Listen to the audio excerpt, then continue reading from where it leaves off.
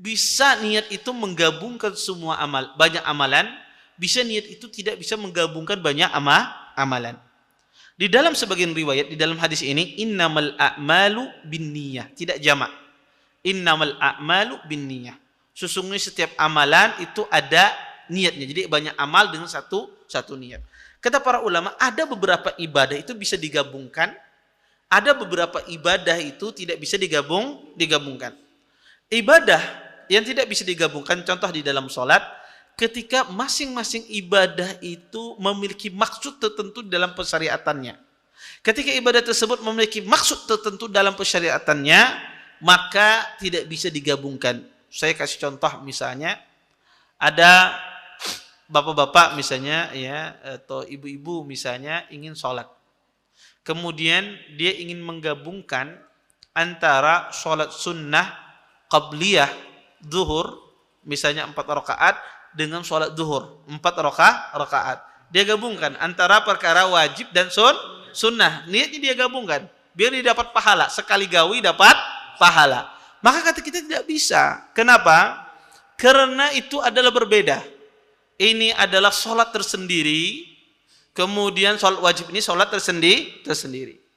Atau contoh yang lain, seseorang ingin menggabungkan misalnya ibadah dia seperti puasa 6 hari di bulan Syawal, ya, dengan dia gabungkan dengan misalnya dengan puasa Senin Kamis misalnya, ataupun semisalnya.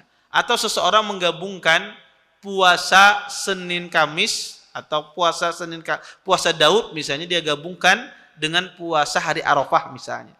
Bisa tidak? Maka kita katakan ini adalah puasa tersendiri. Tidak bisa digabungkan. Karena puasa Daud tersendiri, puasa hari Arafah tersendiri.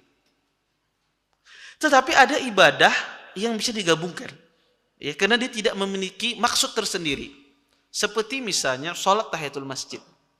Sholat tahiyatul masjid ini bukan sholat tersendiri. Sholat tahiyatul masjid ini adalah sholat apa saja yang dikerjakan, itu sudah dikatakan sholat tahiyatul masjid ketika kita masuk masjid. Jadi sholat tahiyatul masjid itu antum masuk masjid, apa saja sholat yang antum kerjakan, itu include dengan sholat tahiyatul masjid. Ketika anda masuk masjid ingin sholat duha misalnya, dan menggabungkan dengan sholat tahiyatul masjid, boleh tidak 2 rakaat saja? Boleh. Kenapa? Karena dia sholat yang dikerjakan apa saja dikatakan sholat tahiyatul masjid ketika kita masuk masjid, walaupun niatnya sholat duha. Sholat sunnatul wudu misalnya. Sholat sunnatul wudu ini, sholat apa saja dilakukan setelah wudu itu disebut sholat sunnatul wudu. Anda gabungkan niat sholat sunnatul wudu dengan sholat duha, boleh tidak? Boleh, tidak mengapa. Anda gabungkan sholat sunnatul wudu dengan sholat 2 rakaat sebelum zuhur, boleh apa tidak niatnya? Boleh, tidak mengapa. Seperti puasa contohnya. Kata Nabi SAW, 3 hari berpuasa setiap bulan.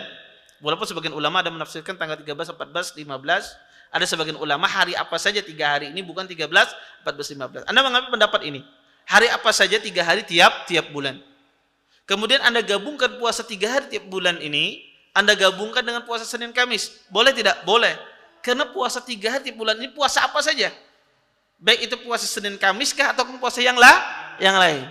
Maka ini kata para ulama boleh digabungkan. Model-model semacam ini ibadahnya boleh digabungkan. Tapi kalau ibadah itu memiliki maksud tertentu, tujuan tertentu, ya, karena disebabkan dengan sebab tertentu, maka tidak bisa dia digabungkan. Ya, semua ibadah tersebut.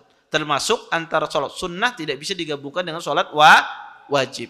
Sholat wajib memiliki maksud tertentu, sholat sunnah memiliki maksud tertentu. Wallahu ta'ala a'lam. Terima kasih. Jazakumullah khairan wa barakallahu fikum. Video ini dibuat atas partisipasi dari donasi Anda. Semoga menjadi amal jariah bagi Anda semuanya.